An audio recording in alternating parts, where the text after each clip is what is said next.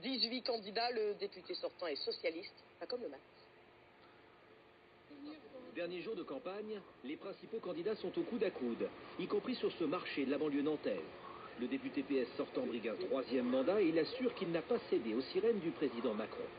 Je ne suis pas dans une macromania, je veux que le quinquennat réussisse parce que sinon ce sont les extrêmes qui vont gagner, mais en revanche, je pense que le débat démocratique, il est absolument nécessaire et pour qu'il existe, il faut que toutes les sensibilités soient représentées à l'Assemblée nationale. La candidate d'En Marche joue la carte de la nouveauté. Ex-joueuse de handball, novice en politique, sa jeunesse, pour elle, ce n'est pas un problème. Pour moi, c'est pas du tout un problème, c'est un atout. C'est un atout dans le sens où il faut vraiment renouveler, il va falloir changer la politique.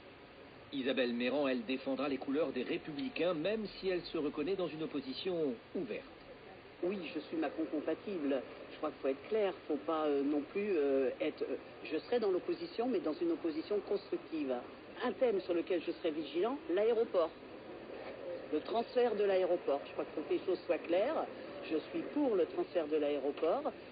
A l'inverse, le candidat de Jean-Luc Mélenchon est contre et souhaite le développement de l'actuel aéroport de Nantes qui se trouve sur sa circonscription. Moi, je défends depuis des années le maintien de Nantes Atlantique, et notamment de ses emplois.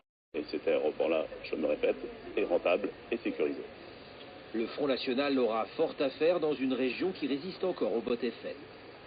Il est sûr que nous ne sommes pas là sur un territoire qui est l'un des plus propices au Front National, mais évidemment, notre mission, et moi j'aime bien relever les défis, c'est de faire progresser les scores partout.